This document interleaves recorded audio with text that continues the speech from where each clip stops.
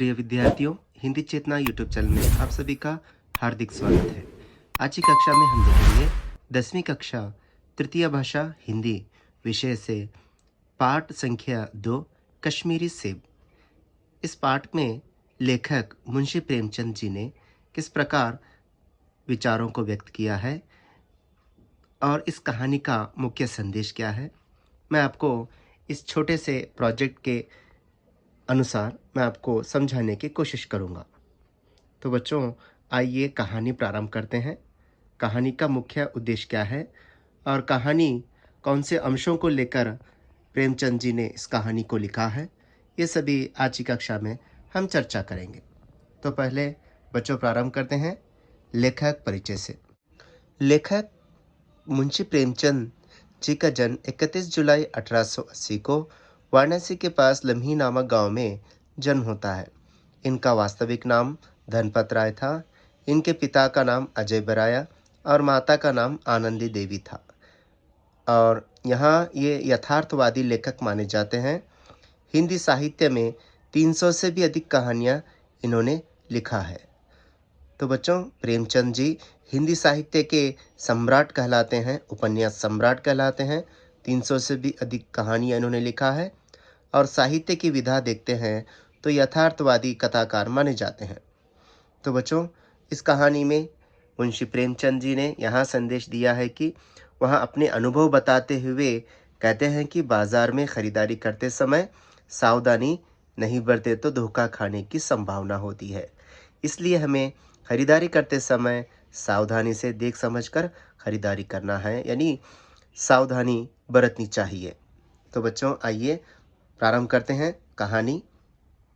मुंशी प्रेमचंद जी घर की ज़रूरी चीज़ें खरीदने के लिए चौक जाते हैं। चौक में उन्हें पंजाबी मेवा फरोशों की दुकानें नज़र आती हैं। तो एक दुकान पर रंगदार गुलाबी सेब सजे हुए नज़र आते हैं उन्हें। तो लेखक का जी ललचा उठता है।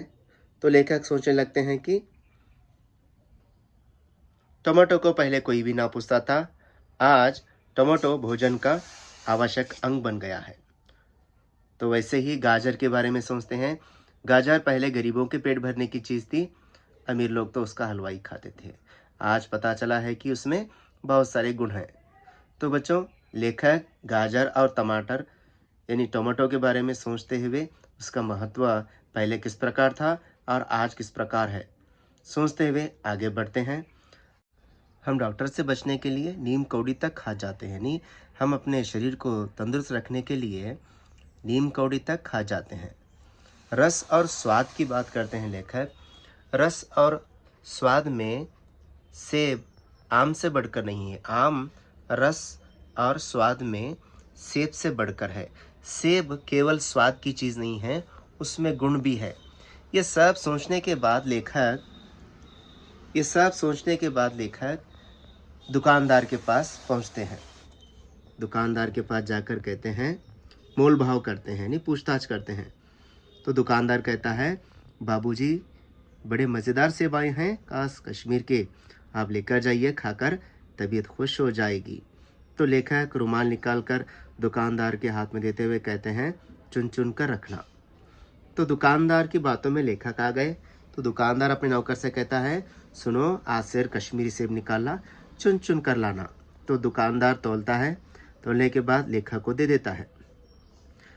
लेखक दुकानदार को 4 आने देते हैं, यानी 25 पैसे देते हैं। जो सेबों का जो लिफाफा था वो लेकर घर आते हैं, यानी लेखक आध सेर के सेब लेकर आते हैं। तो शाम का समय था। तो लेखक सोचते हैं, शाम के वक्त कोई सेब या कोई दूसरा फल खाने का कायदा नहीं है, नियम नहीं है, सुबह खाऊंगा बोलकर उसको रखते हैं ज्यों का त्यों। तो सुबह मुंह हाथ धोकर खाना खाने के लिए बैठते हैं।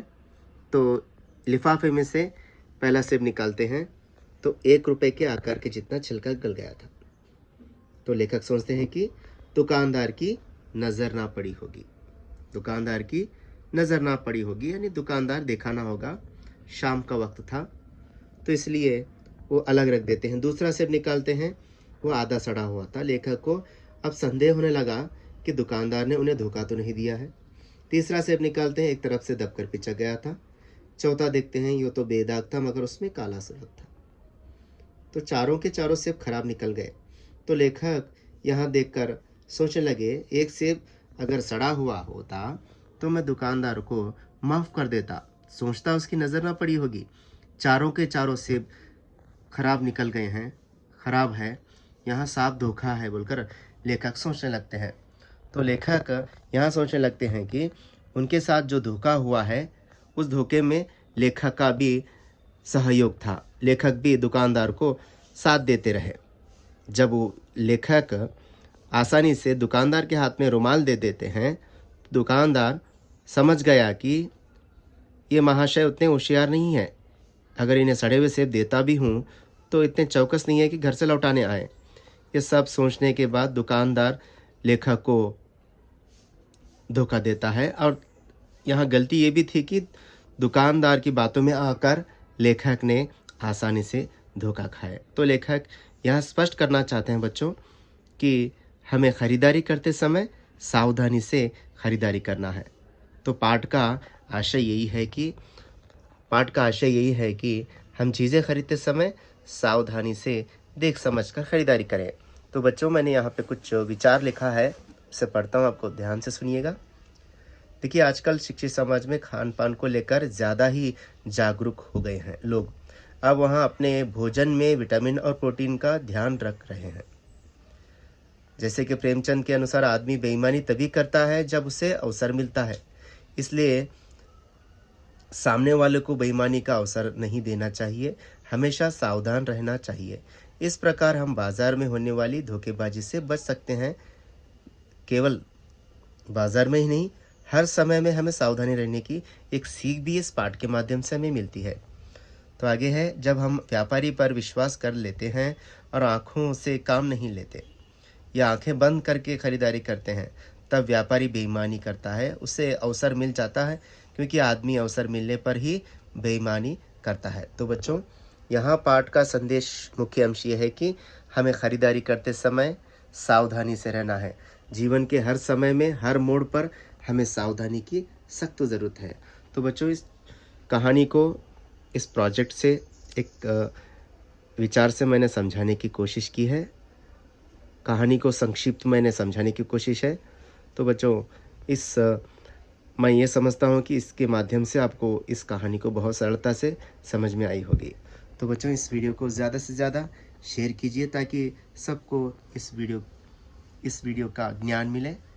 तो बच्चों, आज की कक्षा यहीं समाप्त करते हैं। धन्यवाद।